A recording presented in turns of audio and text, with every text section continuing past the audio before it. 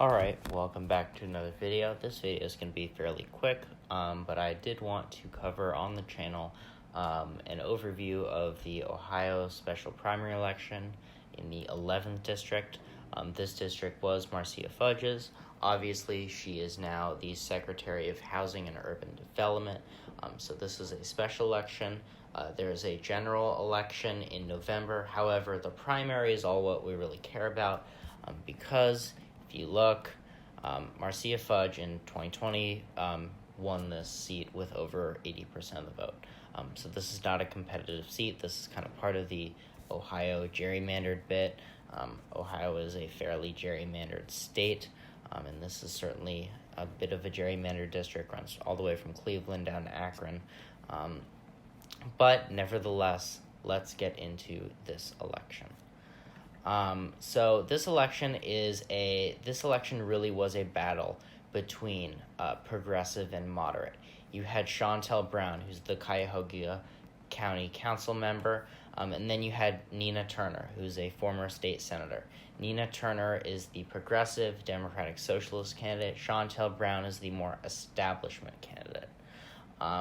There was, you can tell based on the endorsement. Shontel Brown, the more moderate, had Hillary Clinton. Joyce Beatty, who's the chair of the Congressional Black Caucus. Josh Gottenheimer, who's on the Problem Solvers Caucus. A lot of more centrist and more establishment members of both the Congressional Black Caucus and the Democratic Party, along with, Ted Strickland, the former governor, some other organizations, Black Caucus, a lot of Jewish organizations endorsed Shontel Brown. And then when we get to Nina Turner, we can see, the progressives, Ed Markey, Bernie Sanders, AOC, Ilhan Omar, Mark Pocan, Katie Porter, and even and then when we go to organizations, Justice Democrats, Our Revolution, Progressive Democrats of America, the Sunrise Movement. So this election was a true battle between progressive and centrist. And Nina Turner, basically, in terms of polling, led the whole way. Shontel Brown was in low double digits just a couple months ago, and she rebounded. Democrats were very worried. The kind of establishment was very worried about letting this seat slip away, and they, put a lot of action into the seat and did well. This was kind of a surprise victory. It was a close election, but with very low turnout, I'll add. But Shontel Brown was able to win by just over 4,000 votes.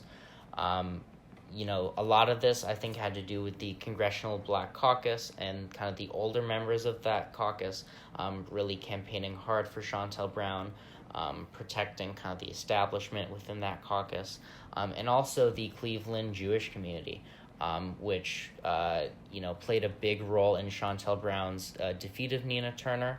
Obviously, Israel has become a big issue between kind of the more establishment and the more progressives, with more centrist members tending to gravitate more towards Israel and tending to be more supportive of Israel. And the Cleveland Jewish community turned out for Shontel Brown. She thanked her Jewish brothers and sisters. She was endorsed by many Jewish and pro-Israel groups. And the Cleveland community seemed to really help her. The African-American community and white community in this district kind of went each way, but Shontel Brown, getting the Jewish vote really, really helped her win this election. This election is kind of, a microcosm of what's been going on, which is progressives have really been losing.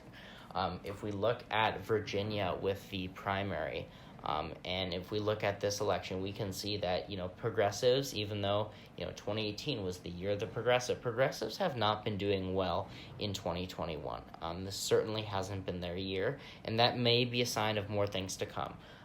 Certainly a lot of Democrats were very sad that they lost seats in the House in 2020, and if you ask certain members, I know if any of you heard about the Abigail Spanberger tape where she was very disappointed about AOC and some of the other progressive members and how they were kind of dictating some of the Democratic Party's message. He said, we're not ever running on socialism again. This is the Democratic Party realizing, hey, we cannot run on socialism because we will not win. So this election, we'll see if this kind of strategy and messaging is mirrored when it comes to the midterms and the remaining 2021 elections, but we will have to see about that. I know there's also a lot of other special elections this year. I will probably, at the end of the year, bunch those together in a video, or I might do that sooner than later. But for now, this was a pretty quick video. Just want to talk about this election, kind of a microcosm of what's been going on in the battle between establishment Democrats, centrist Democrats, moderate Democrats, and progressive/socialist Democrats.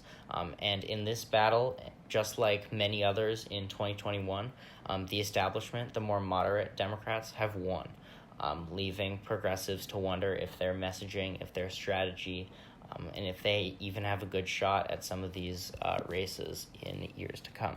All right, that is all for now.